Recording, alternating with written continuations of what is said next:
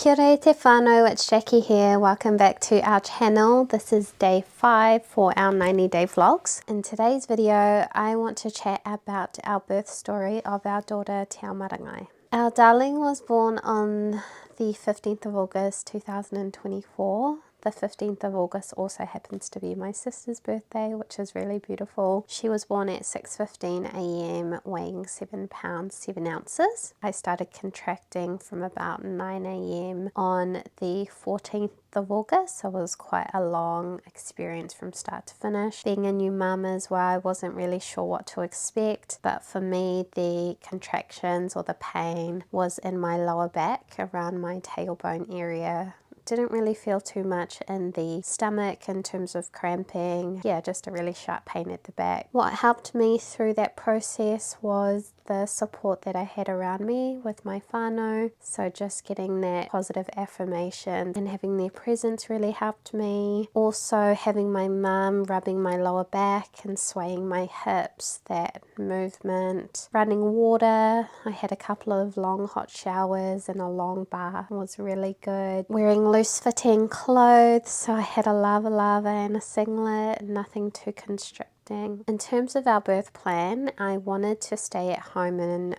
labour as long as possible in the comfort of my own home and environment. My midwife suggested to do this because it just helps with keeping you as calm as possible throughout that process, because usually in her experience when people would come to the hospital it can sometimes delay labour, so I followed her advice. And yeah, at about 6 p.m. on the 14th I asked my midwife to come over for a home assessment, and she checked and I was about 6 centimetres dilated. She told me to stay at home if I could a little bit longer and then go to the hospital. At about 11 p.m. I decided, yep, that's it, let's go to the hospital. And I guess this is where things started changing for us in regards to our birth plan. So once I got to hospital, we were checked in, had a beautiful little whānau room in North Shore Hospital. It was quite nice because there was a little couch sofa in the corner for my namesake, so she could have a little rest. They put the monitors on me and they noticed that our darling was feeling quite distressed, so they couldn't really pick up a normal heart rate. They saw some things that made them think, okay, this is not, optimum, this is not what we are wanting. Had a couple more monitors put on me for a few more hours. By this point I think it was around 1 to 2 in the morning. At that time have the urge to push, so I did try to push. What my midwife had noticed, and I believe at this point is when a doctor came in as well, when I was trying to push, baby was trying, her head was sort of trying to come out but it was sliding back in, so they thought, okay, what's going on here? They then brought in another doctor, and one thing that I'd just like to say at this point is that I felt so well looked after by all of the staff at the North Shore Hospital. The first doctor that had seen me was very reassuring, very comforting, especially throughout those contractions. She made sure that I was aware and stopped talking while I was contracting because it was obviously very painful. I was also using gas at this point. Yeah, it felt like she was my mother talking to me, just very soothing. I just really remember that through that moment. But yeah, essentially they did a few more checks and assessments on me, and they had decided that with everything going on, with the way baby was, in terms of her heart rate, how exhausted I was, we came to the conclusion that in order for me to deliver baby safely, it was either going to be via forceps, which is where they make a small incision and they get some instruments basically to help deliver baby vaginally, I think that's how you say it, or it was going to be by an emergency C-section. So obviously these things weren't a part of the birth plan, but one thing that I would just like to mention or reiterate from my experience is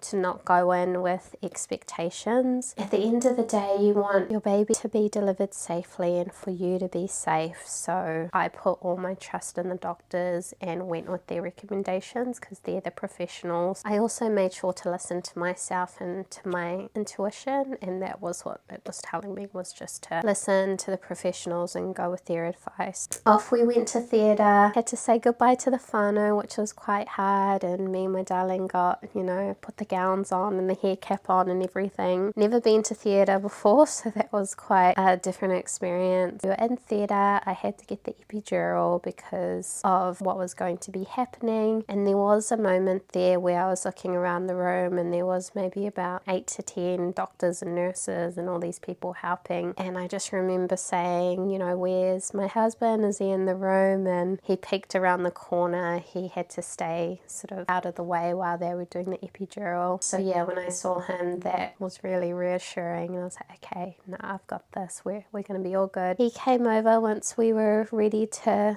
go. So we started off with the forceps option, which was the preferred option. When you're having a C-section, from what I know, it can be difficult to have natural births in your following birth, so they wanted to try do the forceps to go with that option before going to an emergency C-section that's more high risk and that sort of thing. So yeah, we gave it a go.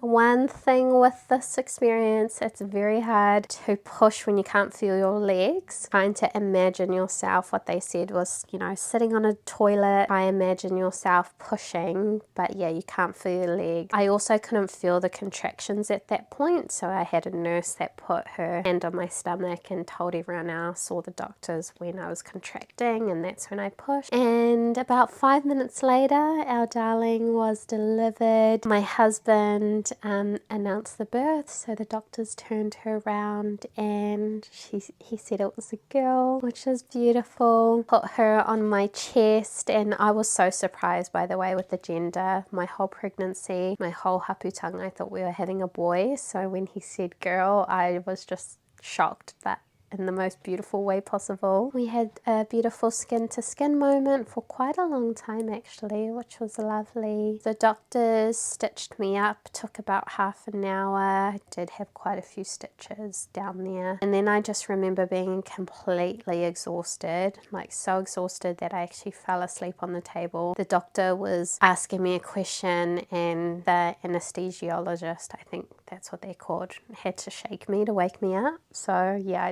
I comed by then. All of those emotions and everything up to that point just knocked me out. One thing I wanted to mention here is that if you had watched our haputanga video a couple of months back, you would have seen that we wanted to do things such as a karakia when baby was coming out. We wanted to do a mukatai, a couple of other things. Well, all of that basically went out the window. In that moment, we didn't want to hold things up, and we wanted to just make sure that baby was safe and I was safe, and we went in with those intentions, but we were very aware that if that didn't happen, that's okay. So yeah, we didn't manage to do that, but we will be planting her mokatai with her whenua, her placenta, which we have, and that'll be planted in Gisborne and Makoti, where my hubbies, where Caleb's whānau are, and we will keep the karakia for next time. So yeah, that was basically the delivery side of things. Then we went to like a post-op room. That's when my darling latched for the first time, which was a beautiful experience. All throughout my haputanga, that was the one thing I was very nervous about, was breastfeeding, but it just happens to be one of my most favorite things about being a mama now, just having that quality time with my darling. Yeah, we were there for about half an hour, then we went back to our room where we waited for our whānau, and that was really special. No one knew the gender as well, so for them, knowing the gender for the first time, obviously a lot of emotions. We also kept her name a secret, and we did a naming ceremony the following day. We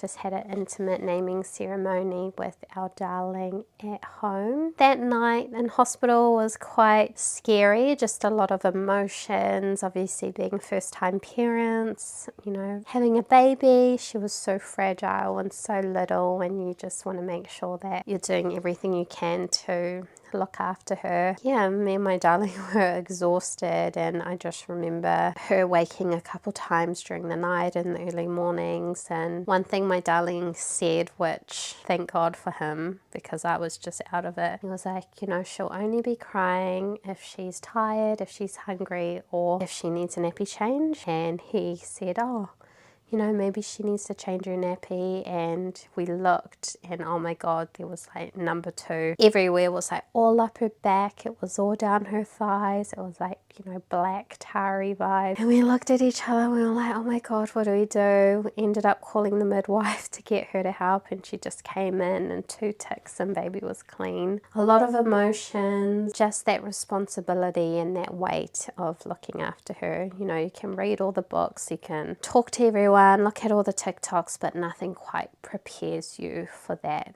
responsibility of looking after your own child. Obviously beautiful and wouldn't have it any other way. Yeah, we got discharged the following morning. My darling had a hearing test, all the blood tests. We got our Plunkett book, all the information. We did the naming ceremony, and then one thing we did have to do was we had to go back to the hospital once our midwife saw baby the following day, because she did have slight jaundice, so that was a little bit scary. We had to go back to the hospital. We stayed overnight and she had to do light therapy, but she was a soldier. She absolutely loved it. If you want to know a little bit more about the jaundice and that experience, then yeah, let us know in the comments below. I can talk a little bit more about that. But all in all, it was a real positive birthing experience. A tiny little bit traumatic for us. Like I've said throughout this video, the priority was that she was delivered safely, that I was okay, and I felt so supported by my husband and all of our whānau the entire way through. If I could leave you with anything, if you're an expecting mama, it would be not to have any expectations of the experience. Just go with it with an open heart and open mind, and I think that'll allow you to be a little bit more adjustable, I guess, if things pop up that you hadn't considered. Have a really good support network around you. You know, have the things that are going to help comfort you, especially if you're going to hospital. Fairy lights, music, candles, all that sort of thing to make it an intimate experience. Capture the moments, because especially if it's your first time, you're never going to have that again for the first time. And yeah, don't be afraid to lean on your support network and those around you. So that is it, e te whānau. Hopefully that wasn't too long or too all over the place. Appreciate you guys watching this video, and we will catch you tomorrow. Ka kite anō.